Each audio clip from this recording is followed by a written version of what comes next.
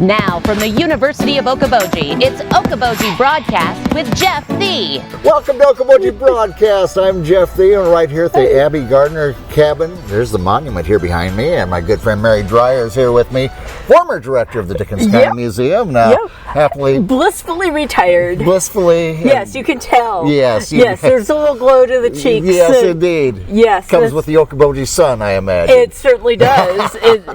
Retirement is a well-kept secret. Yeah. They should let us know earlier about that, shouldn't they? Yeah. Oh, well, what was it, like a year ago, Mary, or maybe even a little more than that, year and a half, that we had a presentation of the Howe Letters? We did. Let me give you just a little background of that. Yeah. One of our dedicated volunteers at the museum is Kathy McNeil. Yeah. Kathy McNeil started volunteering. Her idea was to organize me, and she tried her darndest. Well, God she bless her for her efforts. I know. But in the midst of that, she became really, really, really interested in the earliest days of Dickinson County. And by early days, I mean like 1855, 1860, and the early days. And she found a particular interest in the massacre and the families involved in that. Right. Which took us both down to the State Historical Society in Des Moines to look at actual letters from some of these people, and also to the Annals of Iowa, which were published by the State Historical Society of Iowa.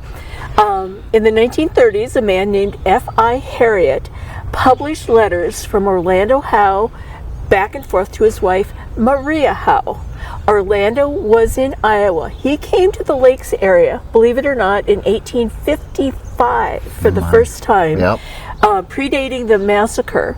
His wife, Maria, was back east. They were both school teachers. Orlando was also an attorney.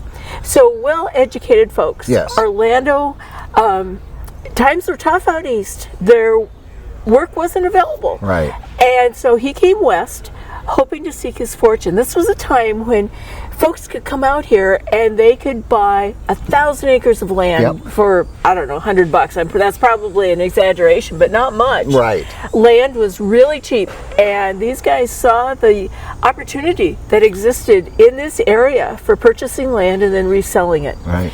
And that's why he came here. And he came here first. She was about out east. Right. Yes. And so these letters are back and forth from him in Iowa and Maria out east. Right. And Maria's letters talk about when she comes out here, will she be able to bring the bureau? Will she be able to bring the looking glass? Will she have enough money to come? And how is their little daughter, Evelyn, or Lenny as we call her, how is she doing? Orlando is writing back to her out east, and he's talking about what he's seeing in this area, the prospects for him, people that he meets, how far he travels to pick up her letters. Yeah. He would ride on horseback 90 miles to pick up a letter from Maria. The other thing that happens during this time, as you and I both know, is that this was the time of the Spirit Lake Massacre, or conflict as we call it now. And Orlando, like I said, was here first in 1855. Yep. He came back in 1856 and decided he was going to settle here, and this was where he was going to start a county seat, Spirit Lake City. Right. And he became friends with some of the earliest settlers here, the Howe family, the Thatchers, and others that were here. Right. He came back in, actually it was March 12th, maybe, of 1857. The Spirit Lake Massacre occurred March 8th. Right. He was one of the very first people to discover what had happened here. He came upon what had happened, yes. He came upon what had happened. He was horrified, and he wrote a letter back to his wife Maria out east telling her what had happened. And this letter is just tear-jerking. It's poignant. First-hand account of what had transpired here, and he wanted to assure Maria that he was fine and that things would be safe by the time she got here. And what Orlando Howe did, being a true citizen of the nation like he was, he decided, instead of going to meet Maria and to bring her here, that he would become a part of the rescue party. And so after he discovered what had happened here, he went back to Fort Dodge and then came back with a regiment that came up supposedly to rescue people, and ended up being a burial party. Yes. And so he describes that experience also. Again, affirming to Maria that he was fine, but he just felt when he saw little children that had been killed, that if it had happened to his daughter Linny, he would have been horrified, and he would have done everything he could to prevent it from happening again. And so that's why he chose to come back. It delayed Maria's arrival by several months. But he speaks of what was happening here during this time in Dickinson County to reassure Maria. So those are the two letters that we highlighted in March of 2024 at the Pearson Lakes Art Center, when we presented the Howe Letters, and rave reviews. The hall was filled. People were just wonderful. You were there, Jeff. Tell me what you remember, or what you.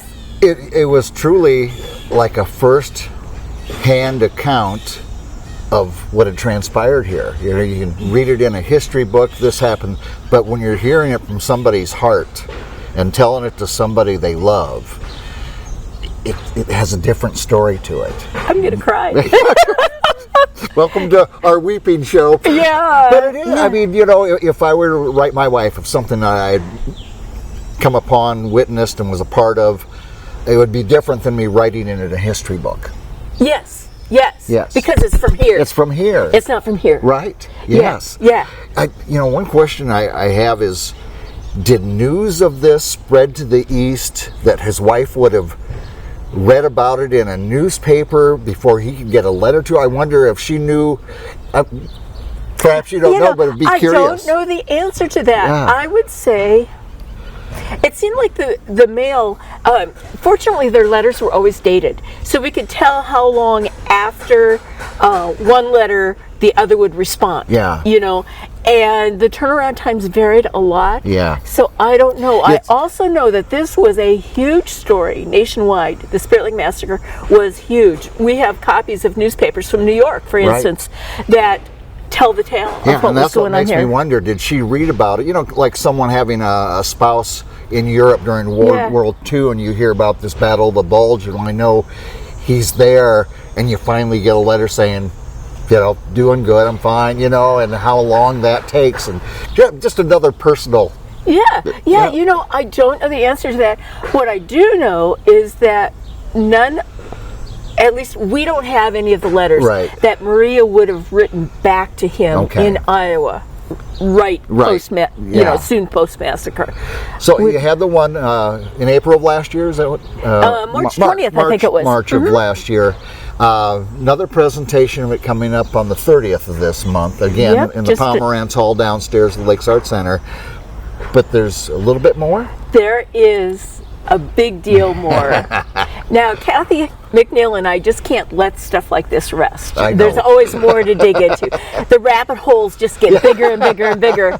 And what we found, and this was not published in the Annals of Iowa, this came from our research at the State Historical Society, is a letter, well, not really a letter, I would call it more of a document, written by Evelyn Howe, Orlando and Maria's daughter, who came to Spirit Lake in 1857 when she was only 4 years old. Wow. She was the first settler child in the county. Her brother, who was born a couple years later, was the first boy born in the county. Wow. So we're talking the earliest of the settlers, yes. And Linny was a girl that just warms my heart because she didn't take to tradition well. She would rather be out fishing or hunting with her dad, Orlando, than wearing dresses. She liked to explore things. She was outside all the time. She was a pioneer girl. She was a pioneer girl. You betcha.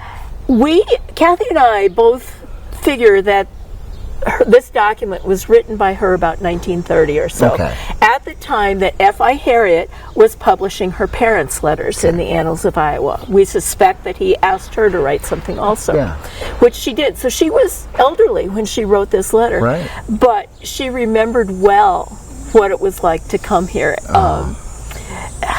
And she's so descriptive in her letters, and she's so fun.